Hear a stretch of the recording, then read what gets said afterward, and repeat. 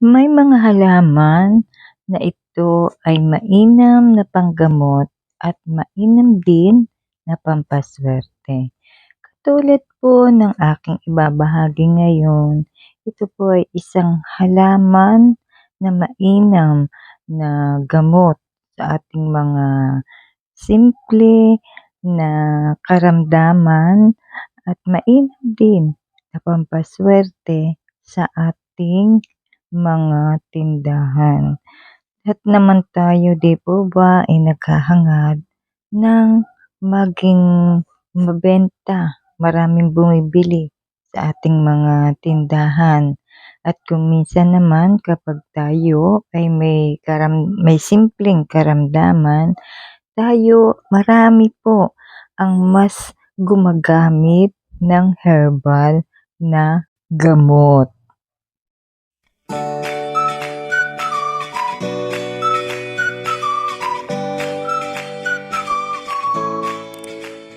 Kaya't sa videong ito, hayaan niyong ibahagi ko sa inyo ang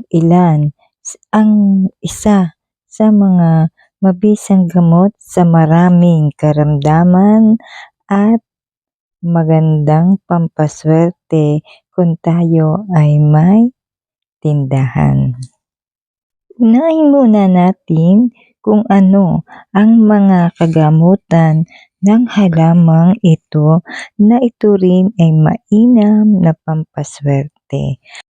Ang halamang ito ay may pangalan na Chrysopogon aciculatus na kilala din bilang love grass sa Ingles.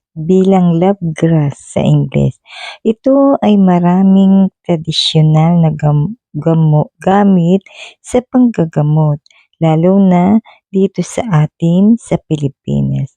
Bagamat itinuturing itong damo, ito po ay kinukumpirma ng ilang ang mga dalubhasa sa pag-aaral ang potensyal nito sa medisina. Narito ang ilan sa mga benepisyo at tradisyonal na gamit ng halamang ito. Ito po ay pang-analgesic o pamatay sakit. Tradisyonal na paggamit para sa pananakit ng ulo, tiyan at kalamnan.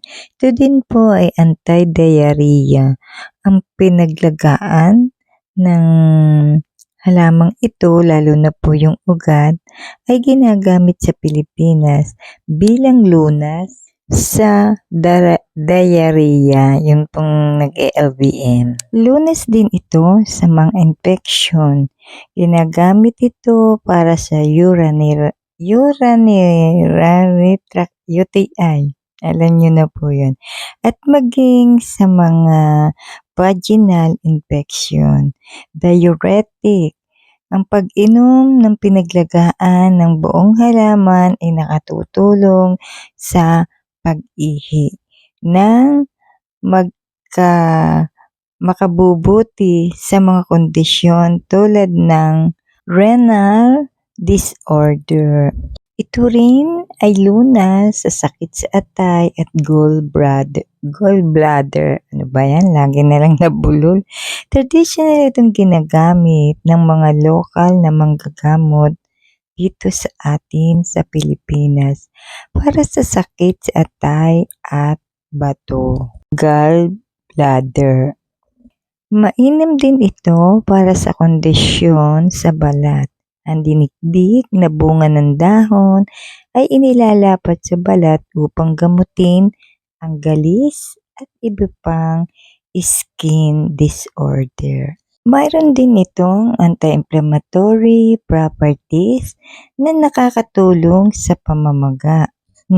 Halimbawa po ay yung may sugat o kaya po masakit yung ngipin, di po ba ay namamaga.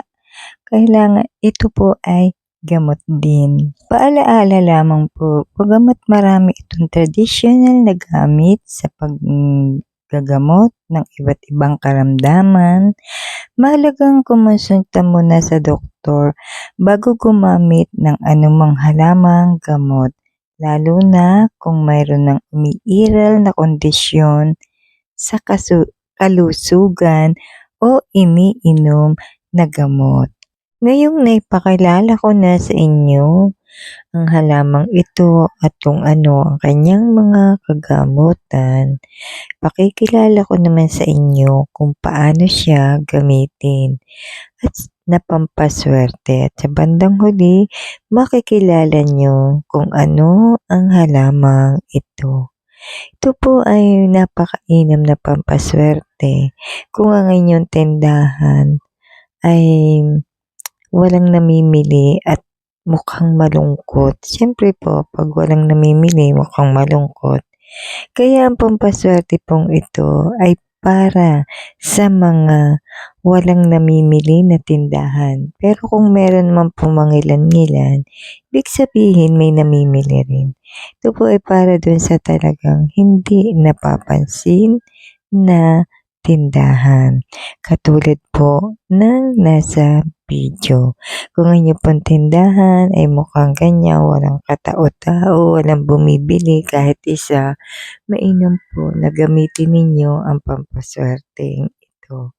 Madami nga kayong tinda katulad nito.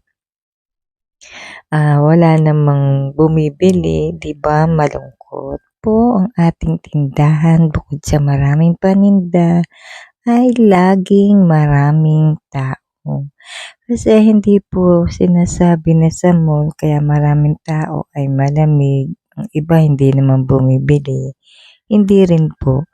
Iba po yung talagang tindahan kahit maliit lang ay may lumalapit na bumibili. Okay, accept natin ang mga mall. Sadyang medyo matao bukod sa maganda ang bilihin, comfortable tayong bumili. Ano nga ba ang sinasabi ko na halamang ito na mainam na pampaswerte o pang-akit sa mga bumibili at mainam ding gamot para sa mga simpleng karamdaman. Ang halaman pong ito ay ang Amorseco. Ito po ay napakainam na gamitin kung tayo po ay may negosyo, lalo na po kung tindahan. Paano ito gamitin? Kung kayo po ay na taga-probinsya, siguro sa Maynila, pwede rin sa mga garden, ito po'y tumutubo din. Basta po may Carabao grass. Kung kayo po ay pupunta sa isang gubat, huwag niyo pong sasadyain. At kayo ay mapapadaan sa may puno ng Amorseco. At dito ay merong didikit sa inyo. Katulad po ng nasa video yan. Huwag niyo pong sasadyain, huwag padaan-daan doon. Halimbawa po kayo ay may pupuntahan, kunyari ay yung mag-aano kayo ng barkada sa mga gubat, yan po. Mainam po na ito ay inyong kunin yung nasa damit. Pagkatapos ay inyong balutin ng telang pula. At pagkatapos niyo po itong mabalot ng telang pula, lagyan niyo po ito ng dahon ng laurel, 5 coins, pwede po ang 3, wag lang po pares, yung 2, 4, 6, 3, 5 na kahit piso o kaya 25 cents na gold, alin man po doon ay pwede. At ito po ay ilagay nyo sa inyong, isasabit nyo po sa inyong tindahan. Ang pagsasabit po, kailangan ay yung pasimple lang, lagyan nyo kunyari meron kayong pansabit na paninda. Pwede po yun na takloban nyo. Sa labas ay hindi kita, sa loob ay kita. Dapat po ay hindi makikita ng mga tao at baka po punahin. Mawawalan po siya ng bisa. Kaya dapat po ay pasimple lang nasa harapan ng inyong tindahan. Kung kayo po ay may pinto, kung kayo po ay may bintana, mga sari-sari store sa mga palengke yan. Maganda po yan na dyan nyo ilagay. Kaya lang dapat kayo lang yung nakakakita at ang inyong mga taong nadaan ay hindi nila makikita. Maraming salamat po sa muli niyong pagdalaw dito sa aking channel. Nawa po ang aking content ngayong araw na ito ay makatulong at nang kayo ay magkaroon ng libreng pampaswerte. Yun lamang po, kayo ang kukuha. Salamat pong muli at God bless sa inyong lahat. Abangan niyo po yung orasyon para naman sa balat ng ahas. Isisingit ko po sa any susunod kong video.